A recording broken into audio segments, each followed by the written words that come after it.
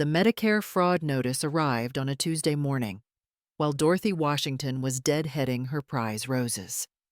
72 years old with steady hands and a sharp mind, she'd been tending this garden in southwest Atlanta for 38 years, watching the neighborhood change from all black working class to young professionals of every color. The envelope bore the official seal of the Department of Health and Human Services, the kind that usually contained routine updates about coverage changes. Dorothy wiped soil from her fingers and opened it standing right there among her blooms, expecting another boring notification about prescription copays. Instead, the words hit her as like a physical blow. Notice of investigation fraudulent claims submitted under beneficiary Dorothy E. Washington Medicare ID ending in 7429. The letter detailed medical procedures. She'd never received prescriptions. She'd never filled equipment. She'd never ordered. Diabetes management visits when she'd never been diabetic. Physical therapy sessions she'd never attended. A motorized wheelchair she'd never seen. Total fraudulent claims $47,000 over 8 months. Dorothy's hands trembled as she read the final paragraph. Our investigation indicates these claims were submitted by authorized representatives with valid power of attorney documentation. Please contact our fraud division immediately. Authorized representatives, power of attorney. Dorothy had never signed any such documents. She walked slowly to her kitchen, the letter clutched in her shaking hands. The morning sun streamed through windows she'd cleaned just yesterday, illuminating a lifetime of careful housekeeping. Dorothy had raised 3 children in this house, buried her husband of 42 years from this front porch, and maintained every inch of it with the pride of someone who'd worked double shifts as a schoolteacher to pay it off. Now someone was using her identity to steal from Medicare, and according to the government, she'd given them permission. Dorothy's phone rang. The caller ID showed her youngest son's name, Marcus Washington. "Morning, Mama. How you feeling today?" "Marcus, I need to ask you something." Dorothy kept her voice steady, though her heart was racing. "Have you ever signed any papers giving you medical power of attorney over me?" A pause. "Mama, what's this about?" "Just answer the question, baby." "Well, you remember when you had that little spell last year? You were in the hospital overnight for dehydration. The doctor said it would be good to have someone who could make medical decisions if something happened to you." Dorothy remembered the hospitalization. She'd been working in her garden during a heat wave and gotten lightheaded. Marcus had driven her to Grady Hospital, where they'd kept her for observation. She'd been groggy from medication when they'd brought papers to sign. "I signed something in the hospital." "Just a precaution, Mama. Nothing major. You said it was fine." "Nothing major." Dorothy stared at the Medicare fraud notice. "Marcus, are you telling me I gave you permission to make medical decisions for me, only if you couldn't make them yourself? Why, what's wrong?" Dorothy's trained teacher instincts kicked in. She'd spent 40 years learning to read between the lines of students' excuses, parents' explanations, administrators' promises. Marcus wasn't lying, but he wasn't telling the whole truth either. "Someone's been submitting medical claims in my name, claims for treatments I never received." Silence. "Marcus, Mama, that's probably just a computer error. You know how messed up the government systems are. The letter says authorized representatives submitted these claims using valid power of attorney documents." Another pause longer this time. "Maybe we should talk about this in person. I can come over after work." "Maybe we should." After hanging up, Dorothy spread the Medicare notice on her kitchen table and read it again carefully. The fraudulent claims had been submitted from a medical supply company called Premier Health Solutions in Decatur, 15 minutes from Marcus's house. The claims were processed through a billing service called Family Care Partners, which sounded suspiciously generic. Dorothy had taught 8th grade for 4 decades before retiring. She'd seen every kind of scheme, excuse, and manipulation teenagers could devise. This felt familiar, the vague explanations, the deflection, the suggestion that the victim was mistaken or confused. But Marcus was 38 years old, a college graduate with a good job at Delta Airlines. He had 2 children and a mortgage. He wasn't a teenager making up stories about homework. He was her son, the baby she'd nursed through asthma attacks and helped with college applications. The front door chimed.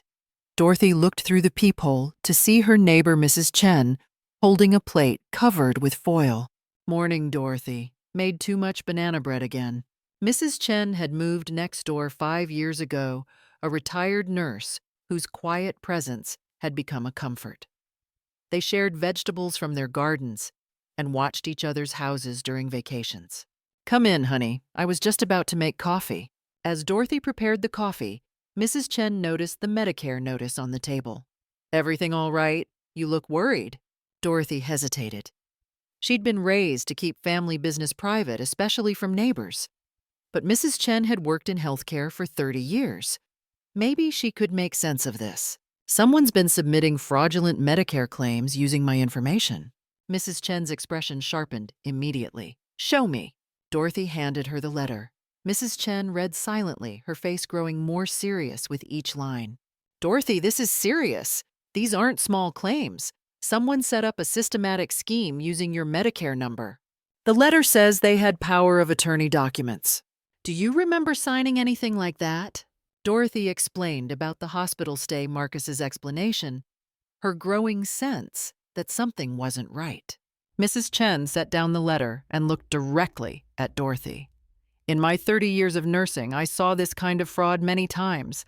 The perpetrators are usually family members because they have access to the victim's personal information and can forge documents easily." The words hung between them like a challenge. Dorothy felt something cold settle in her stomach. "You think Marcus might be involved? I think you need to find out exactly what you signed in that hospital, and you need to do it before anyone knows you're investigating." Mrs. Chen was right. If Marcus was somehow involved in Medicare fraud, confronting him directly would only give him time to cover his tracks or destroy evidence. That afternoon, Dorothy drove to Grady Hospital. She'd taught school in Atlanta long enough to know how to navigate bureaucracy, how to ask the right questions of the right people. The medical records department was buried in the basement, staffed by a tired-looking woman named Beverly, who looked like she'd rather be anywhere else. "I need copies of documents I signed during my admission last September," Dorothy explained. Beverly sighed. "You'll need to fill out a request form. Processing takes 5 to 7 business days." "I'm investigating Medicare fraud," Dorothy said quietly. "Someone's been submitting false claims using my information, and I believe they forged power of attorney documents during my stay here." Beverly's attitude changed immediately. "Medicare fraud. Hold on." She disappeared into a back office and returned with a supervisor. 20 minutes later, Dorothy sat in a small conference room reviewing photocopies of every document she'd signed during her hospital stay. Most were routine consent for treatment, authorization for insurance, billing, discharge, instructions. But there it was buried among legitimate medical forms, durable power of attorney for healthcare and financial decisions. Dorothy's signature was genuine, but she had no memory of understanding what she was signing. The document was written in dense legal language and gave Marcus broad authority over her medical and financial affairs. The supervisor, a sharp-eyed woman named Angela, studied Dorothy's face as she read. "Mrs. Washington, do you remember signing this specific document?" "No, I was medicated and tired. They brought me a stack of papers and said they were routine hospital forms." Angela nodded grimly. "We see this sometimes. Family members slip legal documents in with medical paperwork when patients are vulnerable. It's unethical and possibly illegal, depending on whether they misrepresented what you were signing." Dorothy felt anger building in her chest, the kind of controlled fury she'd perfected during decades of dealing with educational bureaucracy and subtle racism. Someone had taken advantage of her trust, her vulnerability, her love for her son. What should I do? First, contact Medicare's fraud hotline immediately. Second, consider consulting with an attorney about revoking this power of attorney. Third, document everything. If this goes to criminal court, you'll need evidence. Driving home through Atlanta traffic, Dorothy's mind raced. Marcus had access to her Medicare Information Legal Authority over her medical decisions, and apparently connections to medical supply companies. The fraud scheme was sophisticated, but not elaborate. Submit false claims for common supplies and treatments, process them through legitimate-sounding billing services, collect the payments. But why Marcus had a good job, a stable income? His wife Janet worked as a dental hygienist. They lived comfortably in a nice subdivision in Stone Mountain. What had driven him to risk everything by stealing from Medicare? Her phone buzzed with a text message from Marcus. "Running late. We'll be there around 7. Love you, Mama. Love you, Mama." The casual endearment that had warmed her heart for 38 years now felt like manipulation. Dorothy pulled into her driveway and sat in her car, staring at the house she'd worked so hard to maintain. The roses she'd been tending that morning seemed like they belonged to a different woman, someone naive enough to believe that family love meant protection, not exploitation. But that woman was gone now. In her place sat Dorothy Washington, retired educator, civil rights veteran and survivor of more challenges than her son could imagine. If Marcus thought he could steal from her because she was old and trusting he was about to learn exactly how wrong he was, she gathered the Medicare fraud notice and hospital documents, locked her car, and walked toward her front door. Marcus would arrive in a few hours, expecting to find a confused elderly woman who needed his guidance and support. Instead, he'd find someone who'd spent 72 years learning how to fight battles and 40 years teaching young people the difference between right and wrong. This evening's conversation would be educational for both of them. Dorothy spent the hours before Marcus's arrival doing what she'd always done when facing a problem: gathering information. 4 decades of teaching had taught her that knowledge was power, and understanding the full scope of a situation was essential before taking action. She started by calling the Medicare fraud hotline. The representative, a patient woman named Keisha, walked her through the claims detail by detail. "Mrs. Washington, these submissions show a pattern. They started small with basic supplies, then escalated to expensive equipment. Classic fraud progression. The perpetrator was testing the system before making larger claims." "How much are we talking about total?" "Current fraudulent claims total $47,000. But Mrs. Washington, if this has been going on for 8 months, there might be more we haven't caught yet." Dorothy's chest tightened.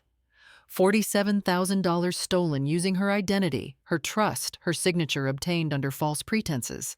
What happens now? "We'll freeze all claims associated with your Medicare number pending investigation. You'll need to provide documentation proving you didn't authorize these submissions. Do you have copies of the power of attorney documents?" "I'm getting them."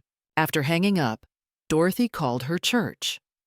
New Hope Baptist had been her spiritual home for 25 years, and Pastor Williams had connections throughout Atlanta's Black professional community. "Sister Dorothy," Pastor Williams said warmly, "how can I help you today?" "Pastor, I need some advice about legal matters. Do you know any good attorneys who handle elder fraud cases?" "As a matter of fact, I do. Sister Denise Robertson just helped Deacon Johnson with something similar. She's a member over at Ebenezer, specializes in elder law. You want me to call her?" Within an hour, Dorothy had an appointment for the next morning with Denise Robertson. She'd also placed calls to 2 other sources: her sorority sister Evelyn, who worked in medical billing, and her neighbor Mrs. Chen's daughter Linda, who was a paralegal. The network was activating. Dorothy had spent 7 decades building relationships in Atlanta's Black community, and now those connections were paying dividends. Evelyn called back first. "Dorothy, I looked up those companies you mentioned. Premier Health Solutions is a legitimate medical supply company, but Family Care Partners is suspicious. They're registered as a billing service, but their address is a mailbox store in Decatur. Could someone set up fake billing through them?" "Easily. You register as a healthcare provider, provide fake credentials, submit claims through their system. They take a percentage and forward the rest. It's a common fraud setup." Mrs. Chen knocked on Dorothy's door at 5:30, bringing dinner and offering support. "How did your hospital visit go?" Dorothy showed her the power of attorney documents. Mrs. Chen read them carefully, her nursing background evident in how she analyzed the medical terminology. Dorothy, this document gives Marcus control over everything. Your medical decisions, your financial accounts, if they're related to health care, even the right to place you in a care facility against your will. All from papers I signed thinking they were routine hospital forms. It's fraud, pure and simple. They misrepresented what you were signing. Mrs. Chen paused, studying Dorothy's face.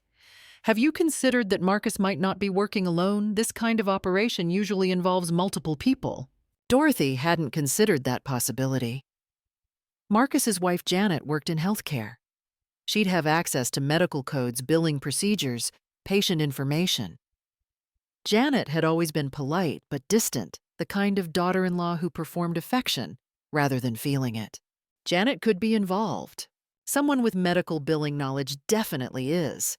The claims are too sophisticated for an amateur. At 6:45, Dorothy positioned herself in her living room with a clear view of the driveway. She'd placed her phone on the coffee table, set to record. If Marcus was going to lie to her face, she wanted documentation. Marcus arrived at 7 sharp, just as he'd promised. Dorothy watched him walk up her front steps, noting details she'd never paid attention to before. His clothes were expensive tailored suit, Italian leather shoes, watch that probably cost more than her monthly Social Security check. For someone supposedly living paycheck to paycheck, Marcus was doing well for himself. He knocked and entered, using his key, a privilege Dorothy was already reconsidering. "Mama, how you doing?" He kissed her cheek, his manner warm and familiar. "Sit down, baby. We need to talk." Marcus settled into his father's old recliner, looking comfortable and unsuspecting.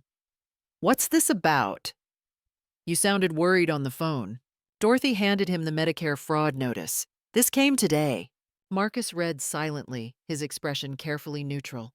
Dorothy watched his face, applying skills she'd developed reading students' reactions to test questions they hadn't studied for. "Mama, this is obviously a mistake. Government computers mess up all the time. $47,000 in fraudulent claims isn't a computer mistake, Marcus. Look, I'll call Medicare tomorrow and straighten this out. You don't need to worry about it." He was using his soothing voice, the tone he'd perfected for calming anxious customers at the airline. But Dorothy wasn't a customer, and she wasn't anxious. She was angry. "Marcus, these claims were submitted by someone with valid power of attorney documentation, the same documents you had me sign in the hospital." A flicker of something crossed his face. Fear, calculation. The expression was gone too quickly to identify. "Mama, you were sick. You needed someone who could make medical decisions if something happened to you. That's all that was." "Show me the documents." "What?" "The power of attorney papers I signed. I want to see exactly what I authorized." Marcus shifted in the chair. "I don't have them with me. They're at home, filed away with other important papers." "Then go get them." "Mama, it's late. I can bring them tomorrow." Dorothy leaned forward, her voice dropping into the register she'd used with misbehaving students. "Marcus Jerome Washington, I asked you a simple question. Either you can show me those documents, or you can explain why someone is stealing from Medicare using my name and your authority." The use of his full name, the tone that had intimidated 8th graders for 40 years, the direct challenge to his story. Marcus's careful composure cracked slightly. "It's not that simple." "Then make it simple." Marcus stood up and began pacing, his nervous energy filling the small living room. "Mama, you don't understand. Janet lost her job at the dental office 6 months ago. We've got the mortgage, car payments, kids' expenses. Things have been tight. So you decided to steal from Medicare. It's not stealing. Medicare wastes billions of dollars every year. We're not hurting anyone." Dorothy felt something cold settle in her chest. Her son, her baby, was justifying theft by claiming the victim deserved it. "You're hurting me, Marcus. My name is on those fraudulent claims. When Medicare investigates, I'm the one who looks like a criminal." "That won't happen." I made sure everything looked legitimate. The casual admission hung between them like a confession. Marcus had just acknowledged his involvement while trying to reassure her. "Made sure how?" Marcus realized his mistake immediately. His face flushed and he stopped pacing. "I mean, hypothetically, if someone was doing what you're suggesting." "Don't play word games with me." You just admitted you committed Medicare fraud using my identity. Mama, please, let me explain. Dorothy activated her phone's recording function. I'm listening. Marcus sat back down, leaning forward with his hands clasped. It started small. Janet knew how to submit claims for medical supplies. We thought maybe we could get some equipment you actually needed, but covered by Medicare instead of coming out of pocket. Equipment I needed? The back brace you mentioned wanting. Maybe a shower chair for safety. Things that would actually help you.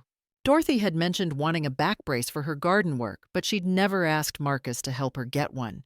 He was rewriting history to make theft sound like filial concern. But it didn't stay small, did it? Marcus shook his head. Janet lost her job right after we did the first couple of claims. The money helped with bills. We told ourselves it was temporary just until she found another position. How much money, Marcus? Not that much, maybe $15,000-20,000. The Medicare notice had listed $47,000 in fraudulent claims. Marcus was still lying, minimizing, still trying to control the narrative.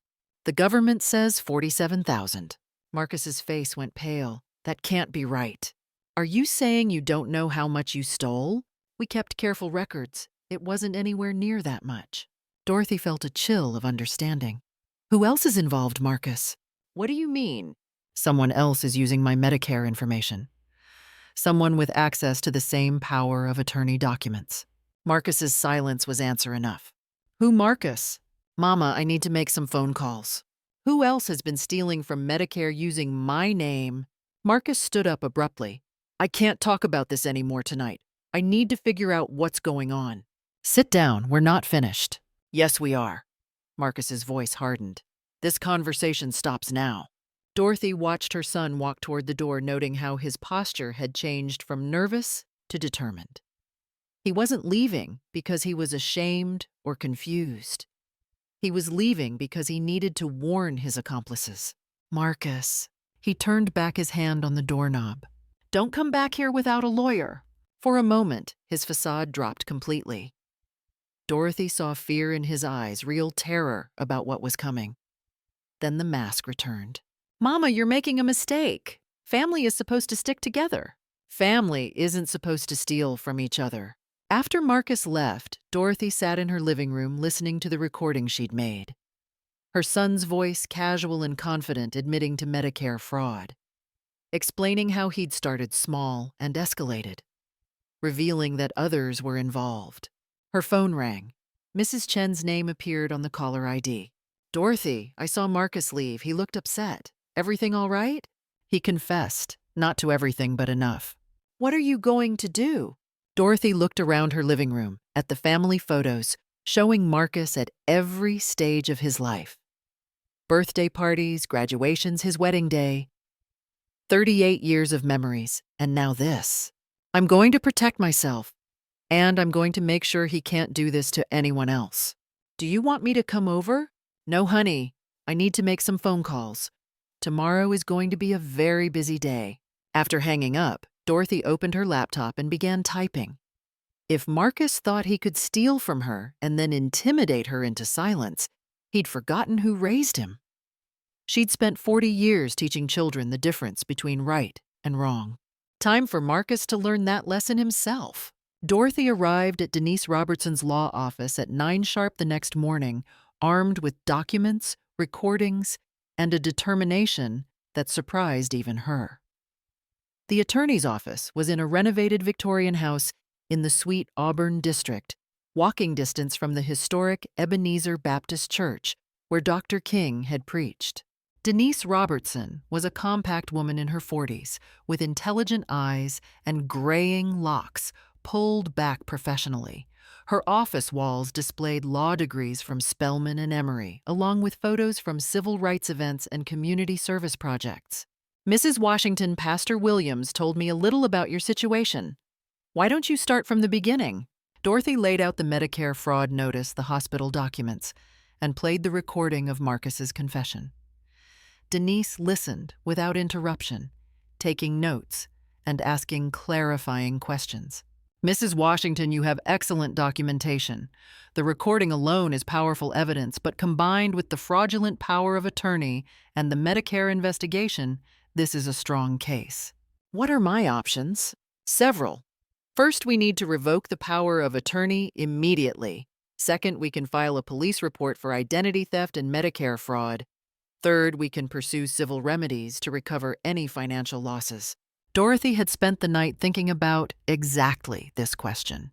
What would happen to Marcus if I press criminal charges? Denise's expression was kind but direct. Medicare fraud is a federal crime. If convicted, he could face substantial fines and prison time, especially if the fraud exceeds $50,000. And if other people are involved, then it becomes conspiracy, which carries additional penalties. Mrs. Washington, I need to ask, are you prepared for the possibility that your son could go to prison? Dorothy had raised 3 children, largely alone after her husband died young. She'd worked double shifts to keep them in good schools, sacrificed her own wants for their needs, celebrated their achievements, and supported them through failures. But she'd also taught them that actions had consequences. I'm prepared for Marcus to face the results of his choices. Denise nodded approvingly. Good, because if we're going to do this, we need to do it thoroughly. Half measures won't protect you if there's an ongoing conspiracy. They spent the next hour planning Dorothy's legal strategy. Denise would file emergency motions to revoke the power of attorney and freeze any accounts Marcus might have accessed. They would coordinate with Medicare's fraud investigation unit and provide all evidence to federal prosecutors. How long will this take? The criminal investigation could take months, but we can protect you immediately. By tomorrow, Marcus will have no legal authority over your affairs. At 11:30, Dorothy drove to New Hope Baptist Church for her standing appointment with the senior ministry coordinator. She'd been volunteering with the church's elder outreach program for 5 years, visiting homebound members and helping with benefit applications. The coordinator, Sister Beverly Johnson, was a retired social worker who'd seen every kind of family crisis imaginable. Dorothy, you look like you've got something heavy on your mind. Beverly, I need some advice about family situations. They sat in the church office surrounded by photos of church events and community service projects. Dorothy explained about the Medicare fraud, carefully omitting Marcus's name. Honey, that's more common than people want to admit. Family members steal from elderly relatives all the time, especially when money gets tight. How do you handle it when the family member is someone you love? Beverly leaned back in her chair, studying Dorothy's face. You handle it the same way you'd handle it if a stranger did it. Love doesn't give people permission to steal from you. But what about forgiveness? Christian forgiveness. Forgiveness doesn't mean enabling. You can forgive someone and still hold them accountable for their actions. Sometimes accountability is the most loving thing you can do. After leaving the church, Dorothy drove to Evelyn's house in Cascade Heights. Her sorority sister had promised to research the billing companies involved in the fraud scheme. Evelyn met her at the door with a thick folder of printouts. Dorothy, what I found is going to upset you. They sat in Evelyn's kitchen reviewing financial records and business registrations. Family Care Partners was registered to an address that turned out to be Janet Washington's sister's house in Lithonia. Janet's sister is involved. Looks like it. And there's more. Premier Health Solutions has been flagged by Medicare before for suspicious billing patterns. Someone's been running this scheme for years using multiple patients' information. Dorothy felt her chest tighten. How many people? At least 12 elderly patients based on what I could find in public records. Dorothy, your son and daughter-in-law aren't just thieves. They're running an organized criminal enterprise. The scope of the betrayal was staggering. Marcus hadn't just stolen from his own mother. He'd been systematically defrauding Medicare using elderly patients' identities, probably targeting people who were vulnerable or confused enough not to notice. Evelyn, I need to ask you something, and I need you to be completely honest. Of course. Do you think I'm doing the right thing by turning in my own son? Evelyn set down her coffee cup and looked directly at Dorothy. I think you're doing the only thing. Dorothy, Marcus isn't just stealing money. He's destroying people's lives. What if one of those other victims gets blamed for fraud they didn't commit?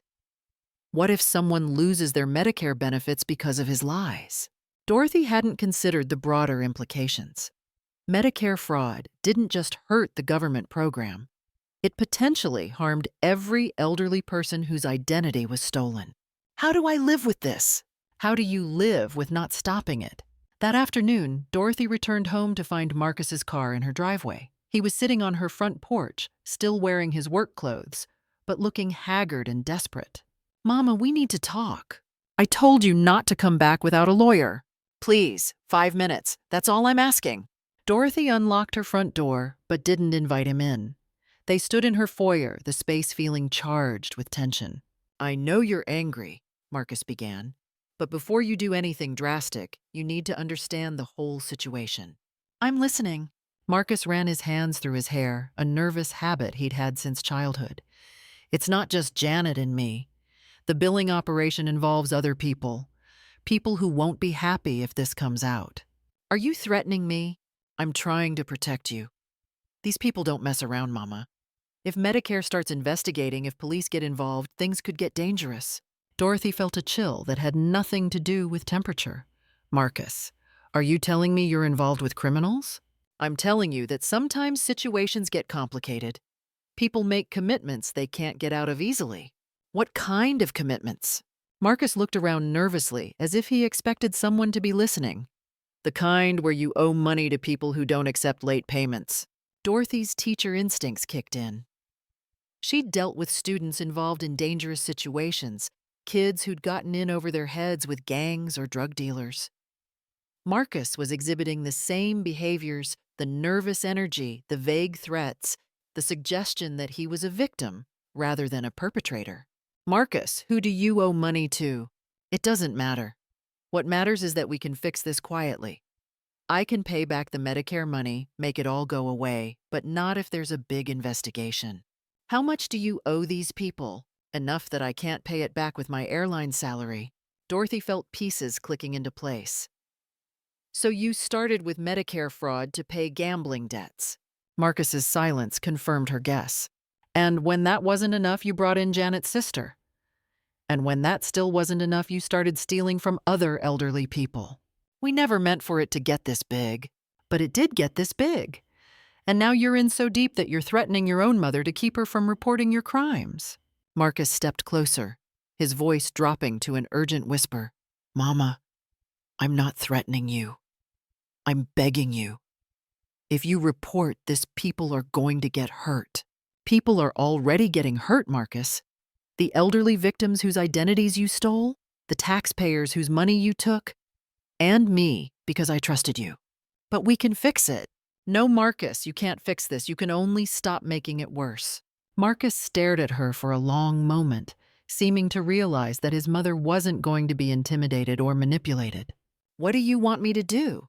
"I want you to turn yourself in. Cooperate with the investigation. Help identify the other victims so they can be protected. And if I don't," Dorothy's voice carried the authority she'd developed over 4 decades of teaching, "then I'll do it for you." Marcus turned and walked toward the door, his shoulders slumped in defeat. At the threshold, he turned back. "I never wanted to hurt you, Mama. But you did hurt me. The question now is whether you're going to help me stop this or whether you're going to keep hurting people." After Marcus left, Dorothy sat in her kitchen and called Denise Robertson. "Denise, I need to accelerate our timeline. Marcus just admitted that other people are involved, possibly dangerous people." "What kind of dangerous people?" "The kind he owes money to. Gambling debts, from what I can tell." Denise was quiet for a moment. "Dorothy, this changes things. If organized crime is involved, we need to bring in federal authorities immediately. How quickly can we move?" "I can have everything filed by tomorrow morning. FBI, Medicare, fraud unit, local police. But once we start this, there's no stopping it." Dorothy looked around her kitchen, at the home she'd worked so hard to maintain, the life she'd built through decades of careful choices and honest work. Marcus had brought criminals into her world, put her in danger, and was now trying to use that danger to silence her. "File everything, tonight if possible." "Dorothy, are you sure?" I'm sure. I spent 40 years teaching children the difference between right and wrong. Time for my own son to learn that lesson. That evening, Dorothy called an emergency meeting at her house. Mrs. Chen Evelyn Pastor Williams and Beverly Johnson gathered in her living room. She'd decided she needed witnesses to what was about to happen, people who could verify her mental competence and document her decisions. I wanted you all here because tomorrow I'm filing criminal charges against Marcus for Medicare fraud. I wanted people I trust to understand why I'm doing this. Pastor Williams spoke first. Sister Dorothy, this must be incredibly painful for you. It is. But I keep thinking about the other victims, the elderly people whose identities Marcus stole. They trusted their families too, and look what happened to them. Beverly nodded. You're protecting more than just yourself. And, Dorothy continued, I need witnesses that I'm making this decision with a clear mind. If this goes to court, Marcus's lawyers might try to claim I'm confused or incompetent. Mrs. Chen smiled grimly. Anyone who spent 5 minutes with you would know better than that. They spent the next hour reviewing Dorothy's evidence, her legal strategy, and her safety preparations. Pastor Williams offered to have church security check on her house. Beverly promised to coordinate with the senior ministry to watch for any retaliation. Evelyn asked the question Dorothy had been dreading. What if Marcus goes to prison? Dorothy was quiet for a long moment, thinking about the little boy who'd crawled into her bed during thunderstorms, the teenager who'd called her from college every Sunday, the man who'd walked her down the aisle at church events after his father died. Then he'll go to prison. And maybe while he's there, he'll remember who raised him and what she taught him about right and wrong. The next morning, Dorothy woke before dawn and sat in her garden watching the sun rise over Atlanta. In a few hours, her life would change forever. Her relationship with Marcus would never be the same. Her family would be forever altered by scandal and criminal charges. But as she sat among the roses she'd tended for 38 years, Dorothy felt something she hadn't experienced in months: peace.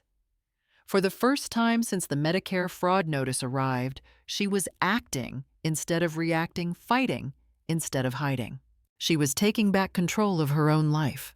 Dorothy arrived at the FBI field office downtown at 10 a.m., accompanied by Denise Robertson, and armed with every piece of evidence they'd gathered.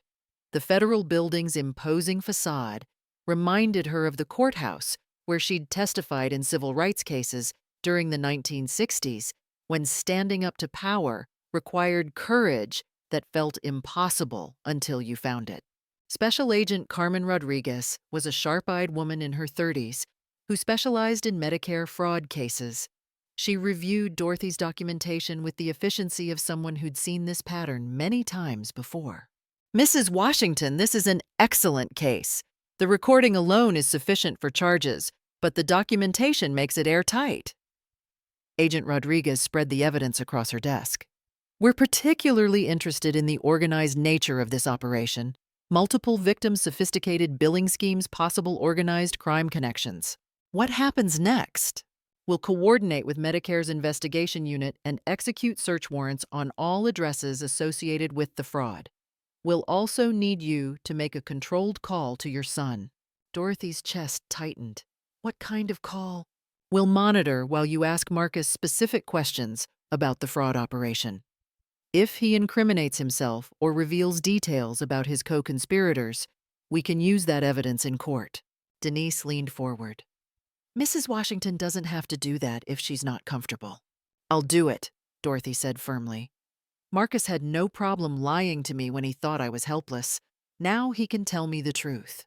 Agent Rodriguez set up recording equipment and coached Dorothy on what questions to ask. The goal was to get Marcus to admit details about the scope of the fraud, the identity of his co-conspirators, and the organized crime connections he'd mentioned. Dorothy dialed Marcus's cell phone, her hands steady despite her racing heart. Mama. Marcus sounded surprised and hopeful. I'm so glad you called. I've been thinking about our conversation yesterday. I've been thinking too, baby. I need to understand exactly what's been happening. I know, and I want to explain everything. Can I come over tonight? Marcus, I need you to be honest with me right now. How many other people are involved in this Medicare scheme? A pause. Why are you asking? Because I need to know what we're dealing with. You said I could be in danger if this comes out. Danger from who? Mama, this isn't a good conversation to have over the phone. Agent Rodriguez gestured for Dorothy to press harder. Marcus, I'm scared. You said these people don't mess around. How much money are we talking about? How many victims? I can't give you specifics over the phone, but it's bigger than just my situation. There are people who've been running this for years. People like who? Janet's family, some of their friends. People who needed money and knew how to work the system. Dorothy felt a chill as Marcus revealed more than he probably intended. How long has this been going on? The Medicare thing, maybe 3 years. But Mama, we can still fix this. I talked to the people I owe money to, and they're willing to work with us if we can keep everything quiet. What people, Marcus? Who do you owe money to? Some guys who run card games downtown, high-stakes poker sports betting. I got in over my head and they offered a payment plan if I could help with their Medicare operation. Dorothy's blood ran cold. Marcus had just admitted to being part of an organized gambling and fraud ring. Agent Rodriguez was taking furious notes.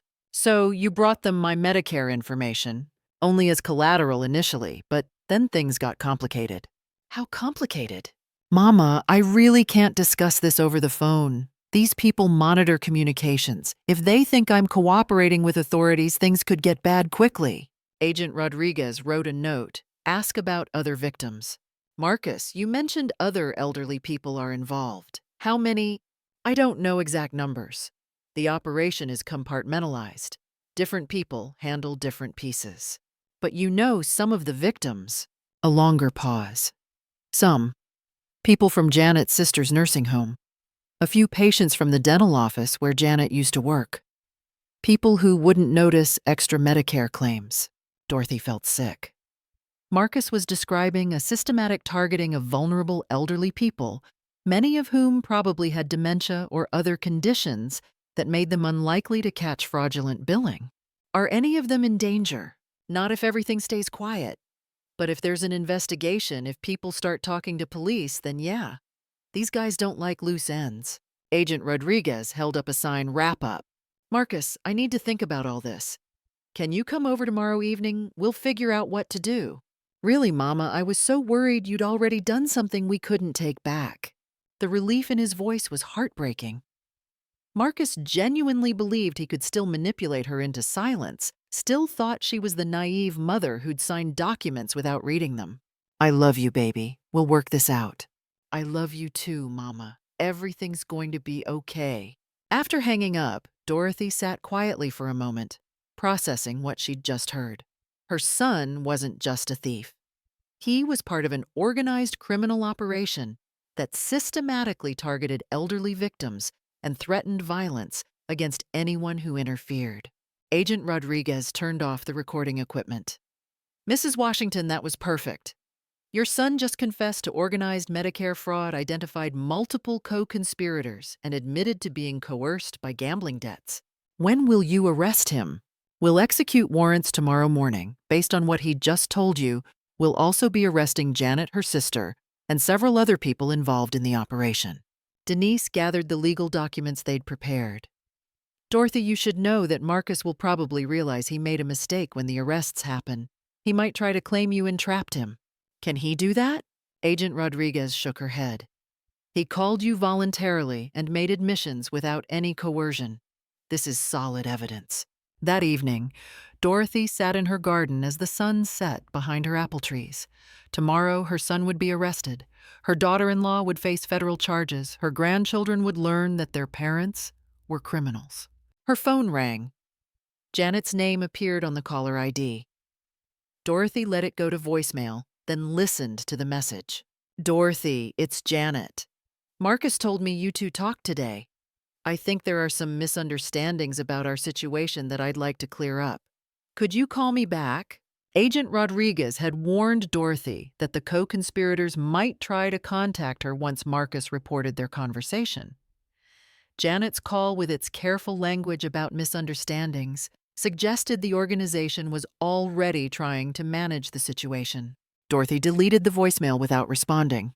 At 9 p.m., her doorbell rang.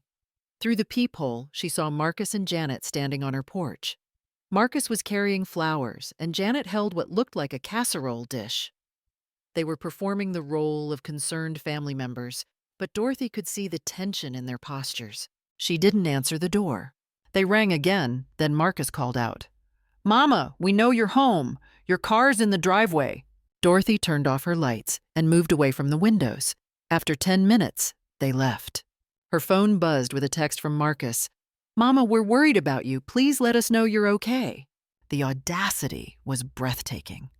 Marcus was worried about her safety while admitting to being involved with people who threatened violence against witnesses. Dorothy texted back, "I'm fine. Go home." At 6 a.m., Dorothy was awakened by pounding on her front door. She looked through the peephole to see two men she didn't recognize. One was tall and thin with expensive clothes. The other was shorter, muscular, wearing a tracksuit that screamed organized crime. They weren't police. Agent Rodriguez had said the arrests would happen at 7 a.m., and law enforcement would identify themselves. These were the people Marcus owed money to. Dorothy called 911 from her bedroom, speaking quietly. "I need police at 22847 Magnolia Street. Unknown men are trying to force entry to my home." The 911 operator kept her on the line while dispatching units. "Ma'am, are you in immediate danger?" The pounding stopped suddenly. Dorothy heard car doors slamming and engines starting. By the time she got to the window, the men were gone. Police arrived within minutes, followed quickly by Agent Rodriguez and a team of FBI agents. "Mrs. Washington, are you all right?" Agent Rodriguez checked her house for signs of forced entry. "They left when I called 911, but they were definitely looking for me specifically." "Can you describe them?" Dorothy provided detailed descriptions while crime scene technicians photographed her front door and collected evidence. "We're moving up the arrest timeline," Agent Rodriguez announced. "Your son's associates are clearly trying to intimidate you before we can take them into custody." At 7:30 a.m., Dorothy's phone rang. Marcus's number flashed on the screen. "Don't answer," Agent Rodriguez advised. "Let it go to voicemail." The voicemail was panicked. "Mama, something's happening. FBI agents just arrested Janet at her house. They're asking about Medicare fraud. Please call me back. I need to know if you're okay." Agent Rodriguez smiled grimly. "Phase 1 complete. Now we get your son." They arrested Marcus at the Delta Airlines offices where he worked, led him away in handcuffs, while his colleagues watched in shock. Dorothy wasn't there to see it, but Agent Rodriguez called to report that Marcus had requested to speak with his mother. "He wants to see you before he talks to lawyers. Will you arrange it?" "If you want to see him." "But Dorothy, he's going to try to manipulate you one last time. He'll apologize, blame others, claim he was trying to protect you." "Are you prepared for that?" Dorothy thought about the little boy who'd promised never to lie to her, the teenager who'd sworn he wasn't drinking at parties, the man who'd stolen her identity while claiming to love her. "I'm prepared." The Federal Detention Center was a stark, concrete building that felt designed to strip hope from anyone who entered. Dorothy met with Marcus in a small room with plastic chairs and fluorescent lighting that made everyone look sick. Marcus was wearing an orange jumpsuit, his hands cuffed to a chain around his waist. He looked older than his 38 years, defeated in a way she'd never seen before. "Mama!" His voice broke when he saw her. "I'm so sorry. This is all my fault." Dorothy sat across from him, studying his face. "Are you sorry you did it, or sorry you got caught?" "I'm sorry I hurt you. I never wanted any of this to happen." "But it did happen, Marcus. You stole from me, lied to me, and brought criminals to my front door. Those guys who came to your house, they weren't supposed to do that. I told them you didn't know anything. But I did know something. I knew my son was a thief." Marcus flinched at the word. "I was trying to protect you." "By stealing $47,000 using my identity. By keeping you out of it. By handling my own problems without involving you." Dorothy leaned forward. "Marcus, you involved me the moment you forged my signature on those hospital papers. You involved me when you used my Medicare number to steal from the government. You involved me when you brought organized criminals into my life." "I can fix this." "No, you can't. The only thing you can do now is tell the truth and help the FBI identify all the victims of your operation." Marcus looked genuinely confused. You want me to cooperate with the prosecution? I want you to stop more elderly people from being hurt by this scheme. But that means I'll go to prison. Dorothy reached across the table and took his cuffed hands in hers. Baby, you were probably going to prison anyway. The question is whether you go as someone who continued lying to protect criminals, or someone who found his conscience and helped stop them. Marcus started crying, the kind of desperate tears she remembered from his childhood, when he'd realized the consequences of his actions were unavoidable. I don't know how to live with what I've done. You start by telling the truth, all of it. Then you accept responsibility for your choices. Then you work to make amends, even if it takes the rest of your life. Dorothy stood to leave, then paused. Marcus, I want you to know something. I will always love you. You're my son, and nothing changes that. But I will never again trust you. And I will never again allow you to hurt me or anyone else I care about. As she walked out of the detention center, Dorothy felt something she hadn't expected: relief. Not satisfaction or revenge, but the simple relief of knowing she'd done everything possible to protect herself and other vulnerable people. The little boy who'd promised never to lie was gone. In his place was a man who would face the consequences of his choices. And Dorothy could finally stop trying to save someone who didn't want to be saved. 6 months after Marcus's arrest, Dorothy sat in federal district court, watching her son plead guilty to conspiracy to commit Medicare fraud. He'd taken Agent Rodriguez's advice and cooperated fully with the investigation, helping prosecutors identify 17 elderly victims and trace over $200,000 in fraudulent claims. The courtroom was nearly empty. A few reporters, some FBI agents, Denise Robertson, and Dorothy herself. Marcus's wife, Janet, had already been sentenced to 3 years in federal prison. Her sister received 5 years for organizing the billing scheme. The gambling operation leaders were facing additional charges for racketeering. Judge Patricia Morgan reviewed Marcus's cooperation agreement before announcing the sentence. Mr. Washington, while your assistance to law enforcement has been noted, the court cannot ignore that you systematically exploited vulnerable elderly individuals, including your own mother. Medicare fraud isn't a victimless crime. It damages public trust and ultimately harms every American who depends on these programs. Marcus stood next to his court-appointed attorney, shoulders straight, despite the weight of what was coming. The court sentences you to 4 years in federal prison, followed by 3 years of supervised release. You will also pay restitution of $47,000 to Medicare and complete 500 hours of community service focused on elder care advocacy. Dorothy felt no triumph as the bailiff led Marcus away in shackles. Prison wouldn't repair the trust he'd shattered or undo the violation she'd experienced, but it would prevent him from hurting other families and perhaps give him time to understand the full scope of his choices. Outside the courthouse, Agent Rodriguez approached Dorothy with a final update. Mrs. Washington, I wanted you to know that your case led to charges against 12 other individuals involved in Medicare fraud schemes across 3 states. The FBI estimates your courage to come forward prevented over $500,000 in additional fraudulent claims. What about the other victims? All 17 have been notified and are receiving assistance to protect their Medicare benefits. 3 elderly individuals who were being financially abused by family members have been connected with protective services. Dorothy nodded, satisfied that something constructive had emerged from her family's destruction. That evening, she hosted her first family dinner in months. Not with Marcus's family, who were either in prison or dealing with their own legal problems, but with the chosen family she'd built over 7 decades in Atlanta. Mrs. Chen brought spring rolls and stories about her granddaughter's college acceptance. Evelyn contributed her famous mac and cheese and updates on sorority scholarship recipients. Pastor Williams arrived with cornbread and news about the church's elder protection ministry that Dorothy's case had inspired. Sister Dorothy, Pastor Williams said, as they gathered around her dining table, your courage has rippled out in ways you might not realize. We've had 12 families come forward about financial elder abuse since your story became known in the community.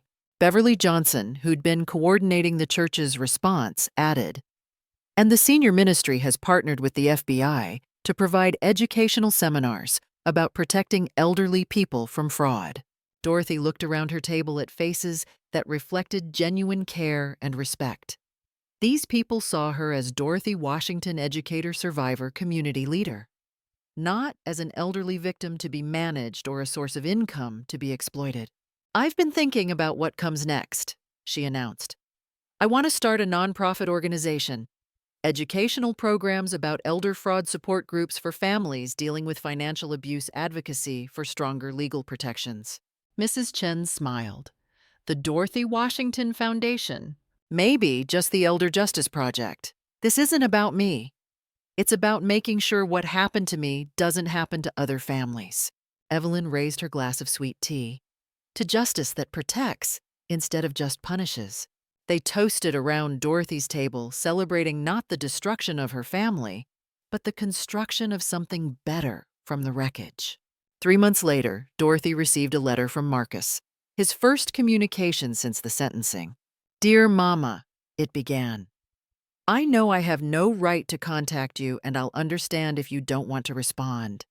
But I needed you to know that I've been attending counseling programs in prison, including one specifically about the impact of financial crimes on families.